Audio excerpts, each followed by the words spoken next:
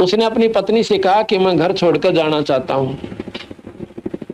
तो वह बोली, अब देखो वैसे तो मैं अपना मना नहीं कर सकती ना आप मानो, पर एक बात जरूर कर लेना कि एक मेरी अर्ज साफ्त है, जो कि मुझे सबसे ज्यादा इस बात का डर लगे है कि आप गुम मार्ग पथ भ्रष्ट ना हो जाना। अको के मतलब कि किसी दूसरी प्रिया की तरफ आंख भर कर नहीं देखेगा, अब कतई नहीं। अगर ऐसा कर दिया तो आपको क्या इलाज, क्या सजा होगी कि सजा तेरी और खता का कसूरवार मैं होऊंगा, जो सजा दोगी वो मैं भोगूंगा। अकबर जाओ, वचन भर लिए 3। मोहम्मद साहब ने डट का प्रचार किया। अब काल बख्शक हो जा, इसने खास तरीका से इस जीव को आखिर में उठा के पटकन का। विश्वामित्र ने डट का साधना कर ली, उर्वशी भेज दी, ब्याह करवा लिया। एक लड़की होली जब छोड़ के जाता रहा, छोड़ के जाती रही, वह शकुंतला बनी थी। फिर रोवा करमान फोड़ के, वो लड़की ने भी छोड़ के आप भी जानता रहा।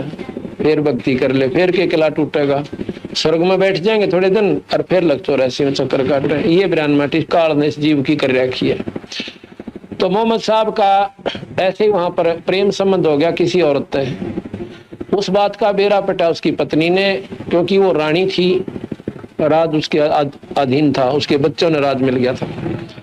उसने भेज कर सिपाही मोहम्मद को बुलवा लिया कि भाई इज्जत लाना।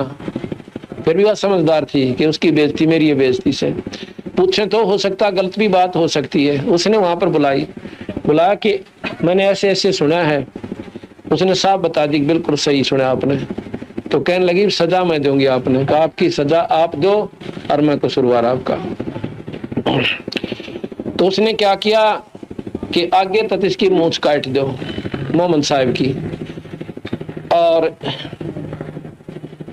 चोटी काट दो। पहला चोटी होती थी सबका, मूंछ काटो, इसकी चोटी काट दो और आस्तीन काट दो।